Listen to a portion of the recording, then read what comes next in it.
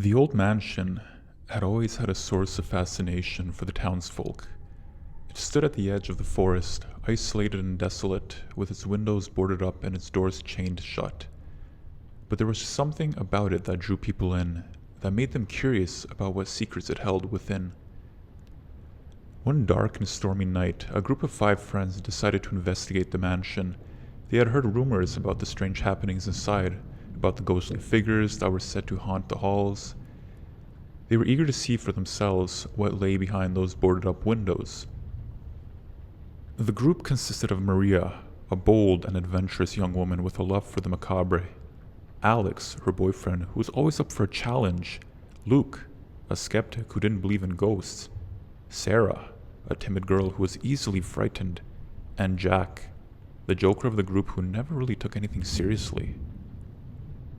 As they approached the mansion, the wind howled and the rain beat against their faces. The place looked even more ominous than they had imagined, with the dark silhouette looming against the stormy sky. Are you sure we should be doing this?" Sarah whispered, clinging to Luke's arms. "Relax, it's just an old house," Luke replied, trying to hide his own unease. Maria led the way, her flashlight cutting through the darkness. They found a loose board in the fence and slipped right through it, making their way to the overgrown path to the front door. The chains that had once secured the doors were rusted and weak, and with a few thugs they were able to pull them apart. The sound echoed through the mansion, and for a moment they all froze, wondering if they had been heard. But there was no response, no ghostly apparition emerging from the shadows to greet them, only silence. They stepped inside, and the musty smell of neglect hit them like a wall. The place was dusty and cobwebbed, and peeling wallpaper and rotting furniture throughout. The air was thick and stagnant, as it had been trapped in this place for years. "This place gives me the creeps," Sarah whispered, hugging herself. Jack laughed. "That's the point, Sarah. It's supposed to be creepy." Maria led them through the main hall, her flashlight beam dancing over the walls. They passed by a grand staircase that led up to the second floor, and Sarah shrugged, imagining all the horrors that must be lurking up there. Suddenly, Alex grabbed her arm. "Shh, listen." They all felt silent, and for a moment there was nothing but the sound of their own breathing. But then they heard it, a faint whispering, as though someone was speaking in hushed tones. "Did you hear that?" Luke asked, his skepticism waning. They followed the sound, which seemed to be coming from the room at the end of the halls. As they drew closer, the whispering grew louder until they could make out the words, "Help me, help me." Maria pushed the door open, and they all gasped in horror. The room was filled with cages, each one containing a person. Some were alive, but others were clearly dead, their bodies bloated and rotting. One woman who was still alive reached out to them with trembling fingers. "Please, get out of here." The group stared in disbelief, unsure what to do. They had expected to find ghosts, not a chamber of horrors. But then they had heard footsteps coming from the hallway, and they knew they had to act quickly. Maria grabbed the keys from the wall and began unlocking the cages one by one. The people inside were weak and frightened, but they managed to crawl out and stumble to their feet. "We have to get out of here," Alex said, looking around nervously. "Whoever did this could still be here." They made their way back to the main hall, the group of newly freed captives huddled close together for safety. But as they reached the stairs, they heard a sound that made their blood turn cold. It was a low growl, deep and guttered, coming from the darkness at the top of the stairs.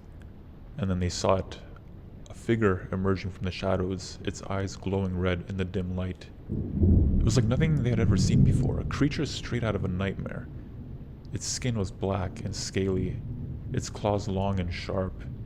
It moved with a fluid grace, like a predator stalking its prey. The group backed away slowly, trying to keep their distance from the monster, but it was relentless, moving steady, closer and closer to them with every single step. "What is that thing?" Sarah screamed, tears streaming down her face. "I don't know, but we have to get out of here," Luke said, his voice shaking. They turned to run, but the creature was too fast. It lunged at them, its jaws snapping shut inches from Maria's face.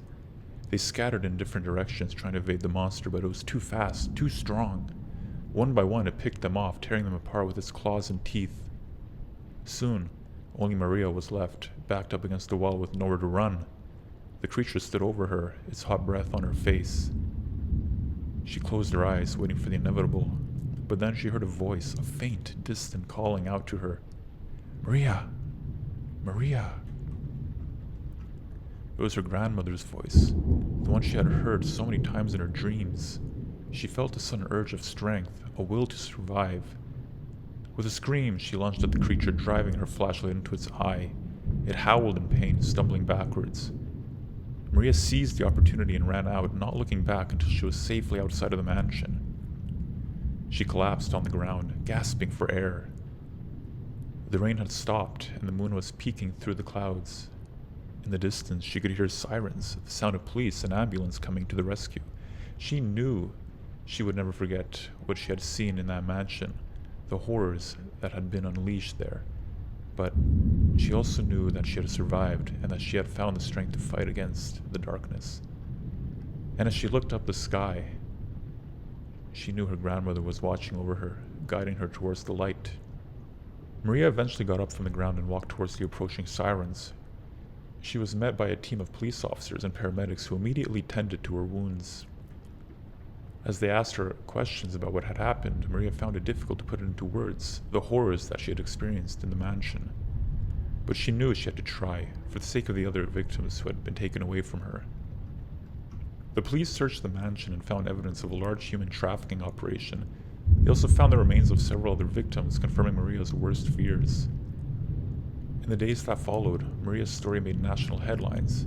She became a symbol of strength and resilience, a survivor who had overcome unimaginable adversity.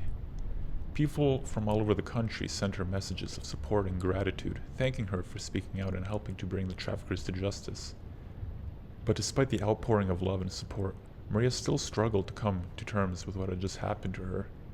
She suffered from nightmares, flashbacks, reliving the horrors of the mansion over and over again.